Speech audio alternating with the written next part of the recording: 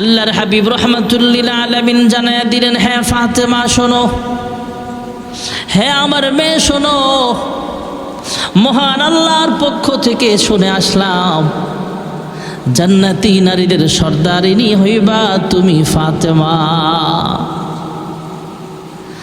ফাতেমা শুনে অত্যন্ত খুশি হয়ে গেল, আলহামদুলিল্লাহ বলে শুকরিয়া আদায় করে নিল। আল্লাহর হাবিব জানায়া দিলেন, ফাতেমা শোনো, এ আমার মেয়ে শোনো, তুমি জান্নাতের নারীদের সর্দারিনী হবা ঠিক আছে, তবে তোমার আগে জান্নাতে যাবে একজন কাঠুরিয়ার বিবি, গরিব একজন মহিলা, সে তোমার আগে জান্নাতের মেহমান হয়ে যাবে। নবীর কন্যা ফাতেমা আশ্চর্য হয়ে বলে, হে আব্বা জান, ওগো আল্লাহর হাবিব, আমার আগে যেই মহিলা জান্নাতে যাবে, আবার এই মহিলাটা হলো কাঠুরিয়ার বিবি, গরিব মানুষ, কোন আমলের কারণে আল্লাহ তাকে আমার আগে জান্নাতে দিবে এটা আমি জানতে চাই। ওই মহিলার সাথে আমি একবার হলেও দেখা করবার চাই, কথাবার্তা বলতে চাই। আল্লাহর হাবিব ঠিকানা দিয়া বলেন, হে ফাতেমা, এই কাঠুরিয়ার বাড়িটা হলো একটা পাহাড়ের চূড়ায় ছোট্ট একটা ঘর, জীর্ণ শীর্ণ সাদা সিধা একটা মানুষ, ওরা সাদা সিধা একটা জীবন তাদের। সারাদিন কাঠ কেটে যা বাজার করে আনে খায়, গরিব মানুষ, অসহায় মানুষ, অমুক এলাকায় অমুক পাহাড়ে তাদের বসবাস। মা ফাতেমা আবার রওনা হলো, ঠিকানা অনুযায়ী বাড়ি পর্যন্ত পৌঁছিয়া গেলে দরওয়াজার সামনে যে সালাম দিলেন, কে আছেন ঘরে? ঘরের ভেতর থেকে মহিলা মানুষ, কাঠুরিয়ার বিবি, মহিলার কণ্ঠের আওয়াজ শুই না দরওয়াজার কাছাকাছি আসলেন, দরওয়াজাটা বন্ধ আছে। বাহিরে আছে ফাতেমা, ভিতরে হলো কাঠুরিয়ার বিবি। শরীয়ত হলো মহিলাকে দেখতে পারবে, কোনো অসুবিধা নাই, কিন্তু এবার দুজনের মধ্যে যখন কথাবার্তা চলতেছে, ফাতেমা ডাক দিয়া কয়, হে কাঠুরিয়ার বিবি, আল্লাহ তাআলা আল্লাহর হাবিবের মাধ্যমে আমাকে জানাইছেন আমার আগে নাকি তুমি জান্নাতের মেহমান হইবা। আল্লাহর হাবিবের কাছ থেকে ঠিকানা নিয়ে আমি তোমার সাথে দেখা করতে আসলাম। মহিলাটা আশ্চর্য হলেন, আমার দরজায় ফাতেমা দেখা করার জন্য পাগল পারা হয়ে গেল।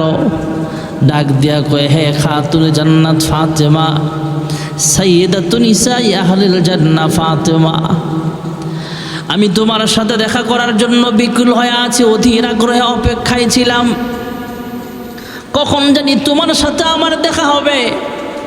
আজকে যেহেতু সুযোগ আছে তোমার সাথে দেখা করার, তবে হায় ফাতেমা শোনো, আমি আমার স্বামীর অনুমতি ছাড়া কোনো কাজ করতে পারি না।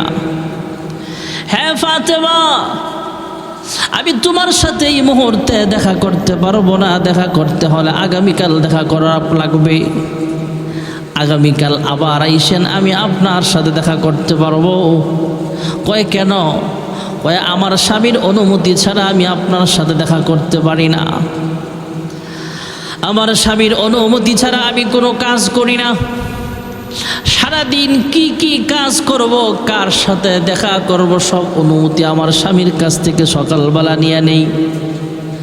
রাত্রেবেলা সন্ধ্যায় যখন আমার স্বামী আসবে, আমি আপনার সাথে দেখা করতে চাই, অনুমতি নিয়ে আপনার জন্য আগামীকাল আমি অপেক্ষায় থাকব, আপনি আসবেন, আপনার সাথে আমি দেখা করব। খাতুনে জান্নাত হযরতে ফাতেমাতুজ জাহরা রাদিয়াল্লাহু তাআলা আনহা পরের দিন আবার রওনা হলেন। সঙ্গে হাসান হঠাৎ ডাক দিয়া কয়, মা তুমি কোথায় যাও? আমিও তোমার সঙ্গে হব, আমিও তোমার সঙ্গে যাব। নবীর নাতিফ হাসান রওনা হলেন মা ফাতেমার সাথে। এই ফাতেমা সন্তান ছোট্ট হাসানকে নিয়ে রওনা হয়ে গেলেন। যাইতে যাইতে যাইতে যাইতে ওই পাহাড়ের চূড়ায় কাঠুরিয়ার বিবির দরওয়াজার সামনে দাঁড়াইলেন।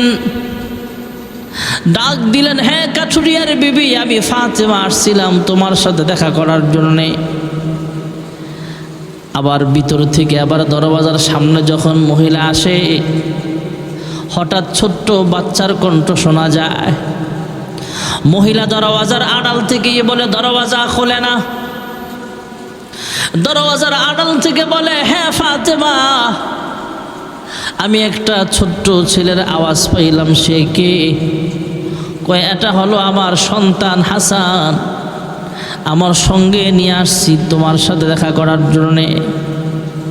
মহিলা ডাক দিয়া কয়, হ্যাঁ ফাতেমা, আমি আপনার সাথে দেখা করার জন্য আমার স্বামীর কাছ থেকে অনুমতি নিয়ে আসি। আমার স্বামীর কাছ থেকে অনুমতি নিয়েছি আপনার সাথে দেখা করার জন্যে। আপনার ছেলে হাসান ছোট হলো, তার সাথে দেখা করব, এটা কথা বলা হয় নাই যে ফাতেমার সঙ্গে হাসান সহ আসবে আমার সাথে দেখা করতে। এই অনুমতিটা আমার নেওয়া হয় নাই।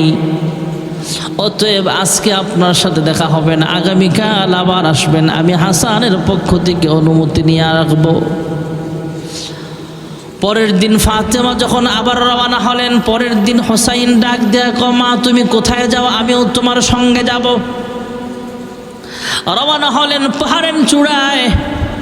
কাঠুরিয়ার স্ত্রীর দরওয়াজার সামনে দাঁড়ায় বলে, আমি আসছি।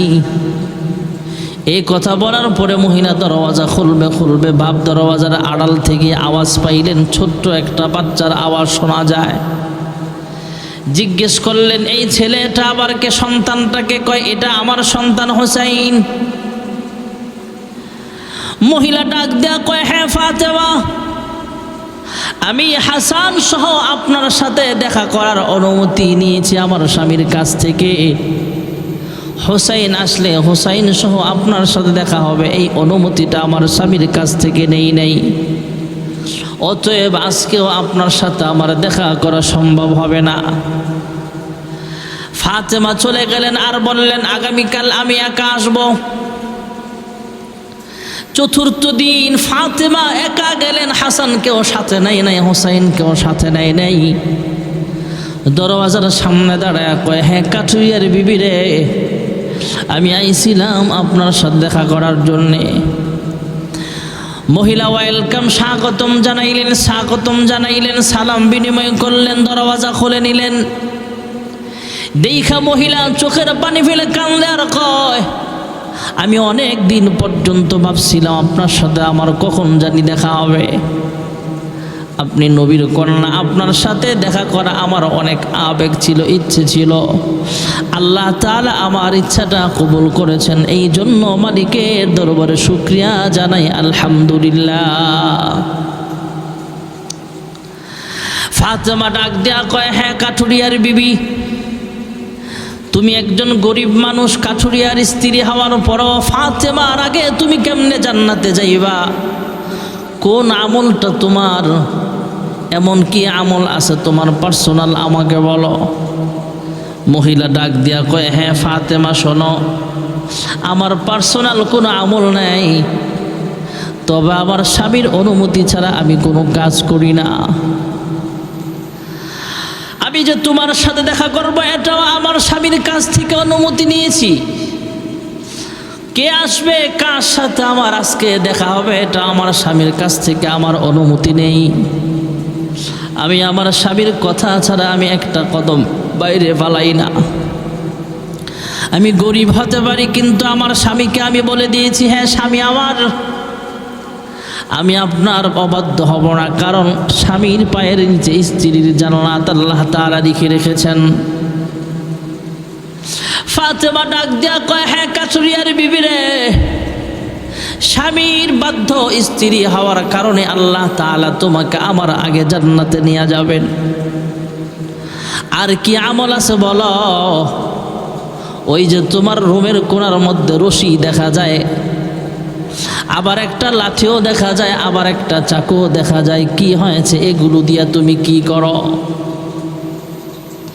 কাঠুরিয়ার বিবি ডাক দেয়া কয়, হ্যাঁ ফাতেমা শোনেন, আমি আমার স্বামীকে বলে দিয়েছি, আমি যদি কখনো আপনার অবাধ্য হয়ে আমার কথায় যদি আপনি কখনো রাগ করেন, তাহলে এই রশি দিয়া বাইন্ধা আমাকে লাঠি দ্বারা প্রহার করবেন, আঘাত করবেন। এরপরও আমি আপনার প্রতি সন্তুষ্ট, আপনার ব্যাপারে আমার কোনো অভিযোগ থাকবে না। আমি আমার কাঠুরিয়া স্বামীকে বলে দিয়েছি, স্বামী আমার, আমাকে বেত দিয়া পিটায়, লাঠি দিয়া পিটায়ও যদি আপনার রাগ না কমে, গোসা না কমে, এই যে চাকু আছে, ছুরি আছে, ছুরি দিয়া আমাকে জবাই করে দিবেন, আমার দেহ থেকে আমার মাথাটা আলাদা করে দিবেন, তারপরও আপনার ব্যাপারে কোনো আমার অভিযোগ থাকবে না। কাঠুরিয়ার বিবি ডাক দিয়া কয়, হ্যাঁ ফাতেমা শুনেন, আমার স্বামী যখন ঘরে আসে আমি তাকে গোসল করায় দেই, নিজের হাতে রান্না করে নিজের হাতে আমি তারে খাওয়ায় দেই, আমার স্বামীর কাপড় চোপড়গুলো আমি ধুয়ে দেই, নিজের হাতে ধৌত করে শুকায় তারপরে সুন্দর করে ভাঁজ করে রাখি। আমার স্বামী যখন সকালবেলা বের হবে, সকালবেলা তাকে গুছায় দেই। আমি স্বামীর অনুমতি ছাড়া কোনো কাজ করি না, আমি স্বামীর অনুমতি নিয়ে কাজ করি, আমার স্বামীর অবাধ্য হই না, আল্লাহর হুকুম পালন করি, নামাজ পড়ি, পর্দা নিশীন হয়ে গেলাম, পর্দায় থাকি। মহিলাদের তো জান্নাতে যাওয়া অনেক সহজ ভাইয়েরা আমার। মহিলা ডাক, আল্লাহর হাবিব রহমাতুল্লিল আলামিন তো দুনিয়াতে বিবাহ করেছেন, আল্লাহর হাবিব আমাদেরকে শিক্ষা দিয়েছেন স্বামী স্ত্রীর মোহাব্বতটা কেমন হবে। আম্মা জান খাদিজাতুল কুবরা রাদিয়াল্লাহু তাআলা আনহা আল্লাহর হাবিবের ব্যাপারে বলেন, আল্লাহর হাবিব আম্মা জান খাদিজাকে অনেক মোহাব্বত করতেন। ভাইয়ারা আমার, আমরা স্বামী যারা আছে আমরাও স্ত্রীদেরকে অনেক মোহাব্বত করা চাই, স্ত্রীরাও স্বামীর প্রতি অনেক মোহাব্বত রাখা যায়। আম্মা জান খাদিজাতুল কুবরা রাদিয়াল্লাহু তাআলা আনহাকে আল্লাহর হাবিব বিবাহ করেছেন, দাম্পত্য জীবনে সুখী হয়েছেন। এই ফ্যামিলিতে আল্লাহ রাব্বুল আলামিন ফাতেমার মতো একটা মেয়ে দান করেন দেন। কয়ে তোমার আব্বা তথা আমার স্বামী রহমাতুল্লিল আলামিনের জন্য আমি কান্দি। কি হয়েছে বলেন, কেন কান্দেন? কয়ে আমি আল্লাহর হাবিব যখন এইভাবে কার ব্যাপারে কোনো পেরেশান হওয়ার কোনো দরকার নাই, আপনি যেমন আব্বাকে পাহারা দিতেন, আমি নবীর কন্যা ফাতেমা আব্বার পাশে বডিগার্ড হিসেবে দাঁড়ায় যাব। ঠিকই দেখা গেল আল্লাহর হাবিব মা ফাতেমা, ছোট্ট মেয়ে ফাতেমা পাশে দাঁড়ায় থাকতো আল্লাহর হাবিব যখন দাওয়াত দিতেন। আম্মা জান খাদিজাতুল কুবরা রাদিয়াল্লাহু তাআলা আনহা খুশি হয়েছেন মেয়ের কথা শুই না, ছোট্ট মেয়ে ফাতেমার কথা শুই না। তারপরও আম্মা জান খাদিজাতুল কুবরা রাদিয়াল্লাহু তাআলা আনহা চোখের পানি ফেলে কান্দে। আল্লাহর হাবিব জানতে চাইলেন, খাদিজা তুমি কান্দো কেন, কি হয়েছে তোমার?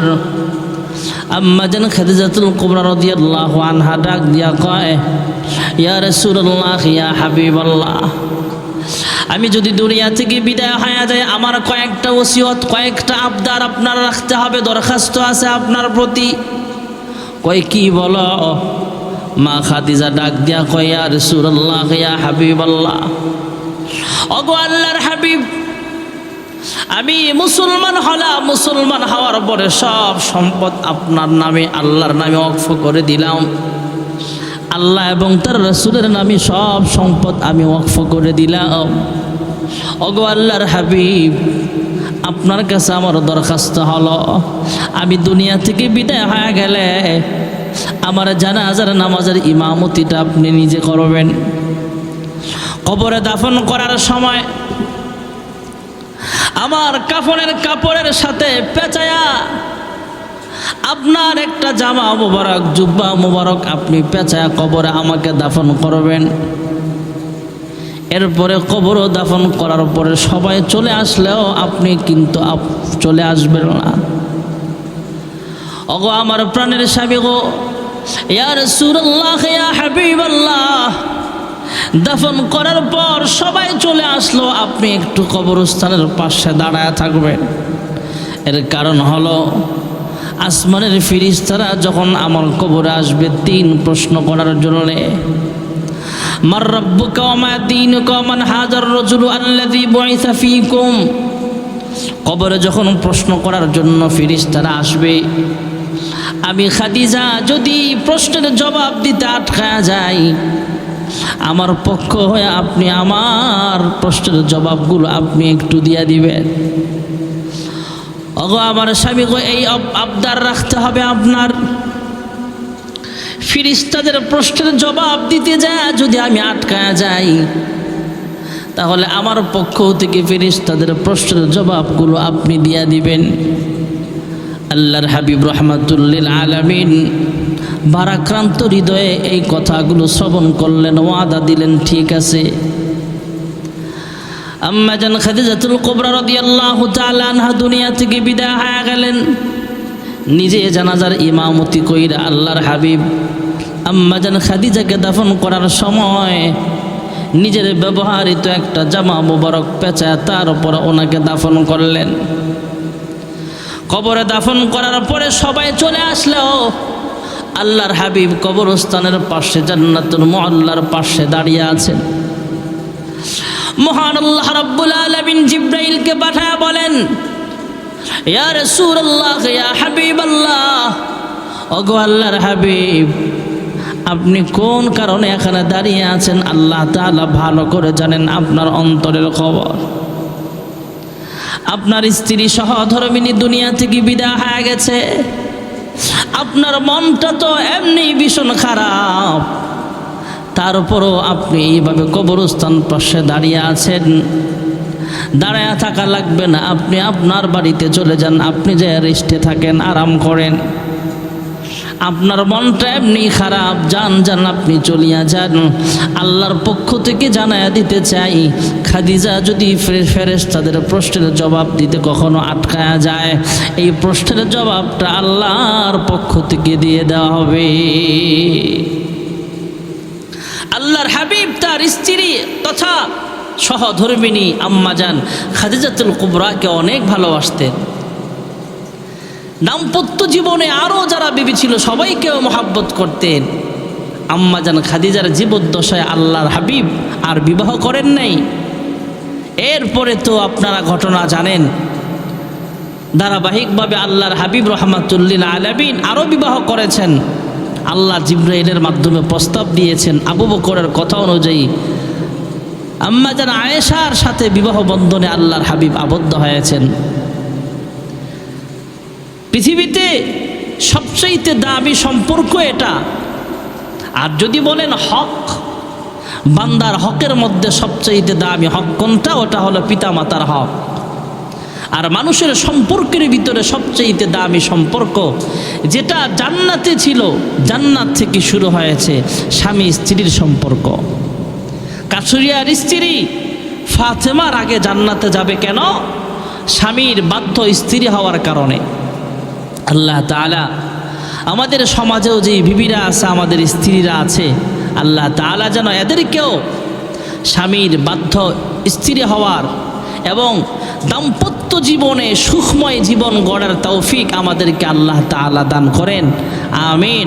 ওয়া আখিরু দাওয়ানা আনিল হামদুলিল্লাহি রাব্বিল আলামিন।